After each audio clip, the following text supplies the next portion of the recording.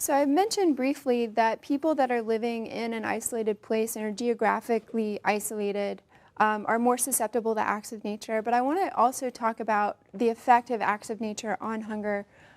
Generally, when there is a large event, people that are already having problems with accessing food have even more problems. And then you also have a lot of people who typically don't have a problem accessing food who experience an acute hunger event where they do have a problem for a short period of time.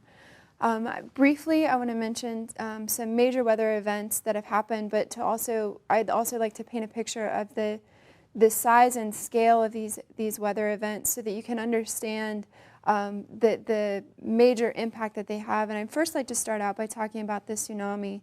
The graphic on the left is a graphic from Wikipedia, but it's actually, you can see where the earthquake center happened, and then you can see the ripple effect of the tsunami in that region of the world. And you can understand, I think, the magnitude of that weather event and of that, of the event and of that earthquake. The 2004 tsunami, it's estimated that the death toll was between 220 and 280,000 people. The reason there's such that large discrepancy is that a lot of people were never accounted for. They got washed out to sea and their bodies were never found. Most of these people were women and children. The day that it happened was actually Boxing Day, so there were a lot of people on holiday in these regions that were affected by the tsunami, and the massive death toll that happened also destroyed the infrastructure in those cities that were affected and in those countries that were affected. And there was a lot of people that didn't have access to clean water, to food, to medical care during the time surrounding this weather event. We also have hurricanes. Professor Coots mentioned in Unit 1 Hurricane Katrina and its effect on New Orleans. In 2005, it's estimated that there were over 1,800 deaths and about $81.2 billion in total damages for this one weather event. Hurricanes happen very seasonally, but one of the most alarming things we've seen over current years is an increase in the number and in the magnitude of these storms. A lot of scientists are attributing this to climate change, and there's definitely an undeniable trend, again, in the increase in magnitude and scale of these storms. You also have landmass earthquakes, which a tsunami-type earthquake happens underneath the ocean and then creates a tsunami effect, whereas an earthquake on land has a more direct land effect. In 2010, I'm sure all of you heard of the Haiti earthquake, and it's estimated that more than 310,000 people died in this earthquake. And we're going to talk a little bit about why that death toll was so high later on in this lecture, but I just wanted to try to paint a picture of the magnitude of the death toll of these major events. Haiti is one of the poorest countries in the world, and when they experience something like the earthquake they had in 2010, it's making a poor country that much poorer. It's decimating an economy. The government structure wasn't there to handle an event of that magnitude.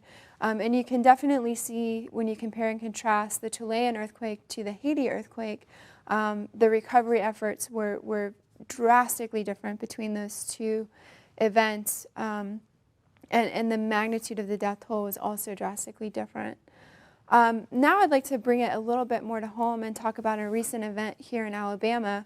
On April 27th of 2011, there was a large tornado strike in the southeast with more than 340 deaths. And just in our state alone, in Alabama, there's the death toll right now is sitting at 254 deaths, and the damage costs are still being counted and still rising. This string of tornadoes, this is from the National Weather Service, and these lines indicate the path of the tornadoes. I think there is an estimated 215 tornadoes that touched down. And just to show you, this is Auburn, And we were very, very fortunate in that this storms barely missed us. But our sister school, Tuscaloosa, you can see the path of the tornado that ripped through this town. And the Weather Channel has actually called this an EF5 tornado, which is the largest, most powerful tornado that can happen. I want to pause for a moment and show you guys a news clip of the storm so you can understand the type of damage that was happening. First responders who were here were so busy pulling the living from all of this debris, they were forced to ignore the dead. That's how bad this is. You can hear the sound of smoke detectors in the distance, but no one's here.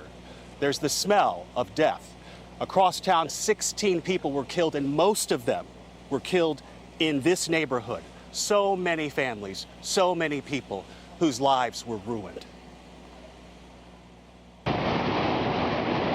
They were massive, truly massive tornadoes, nearly a mile wide, churning through homes, taking more than a dozen lives in Tuscaloosa. Another 5 dead here, 6 dead there, as the sirens sounded all across the state of Alabama and parts of Georgia. It's almost as if a bomb went off in the neighborhood. From the sky, it certainly looked like a bomb. It's devastating. It's just, I'm in shock. This was the view from surveillance video in Covington, Mississippi.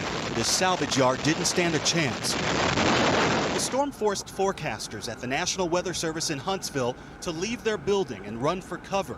West of Huntsville, the Browns Ferry nuclear power plant lost power. They had to fire up generators to keep the unit safely running.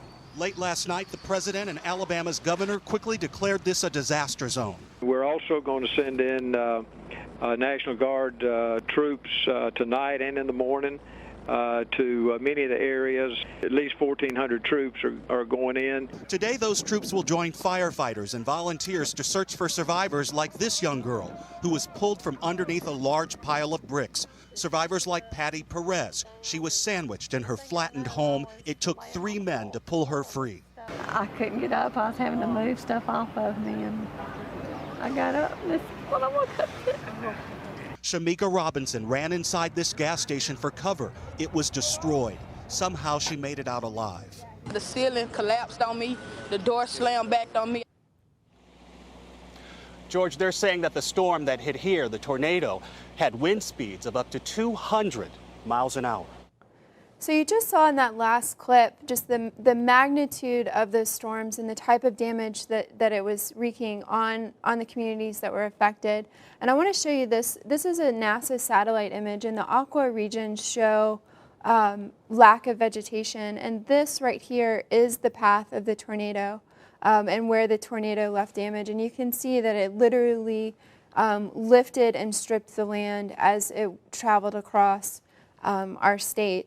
Our rival school, the University of Alabama, is in Tuscaloosa, and fortunately, the tornado did not pass directly over the campus. It was actually about a mile away from the campus, but as it tore through the town, it went through a main residential area and killed many people. 5 students from the University of Alabama lost their lives during the storms that day. And one of the things that's important to note is that the people that are poor and disadvantaged, when a major natural disaster like this happens, they're the people that lose the most. People who can't afford insurance on their place of living, who lose everything, then have no funds available to rebuild. Although storms like these and events like these affect everyone the same in that no one is immune to them, and that large houses, small houses, trailers, cars were all destroyed.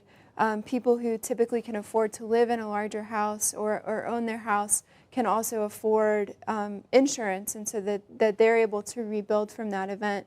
It's also important to note that these tornadoes shut down one of the major power sources in Huntsville, Alabama, and so there were people here in our state who didn't have power for 10 or 15 days in a row after the storms hit. And so not only was there mass devastation, once their cell phone died, there was no way to recharge it. They weren't able to communicate with others. So there was a lot of chaos, a lot of disconnect. And so you can imagine that people in these situations when there is a natural disaster, do experience times of acute hunger. And then the people that were already hungry to begin with, this just further complicates their lives.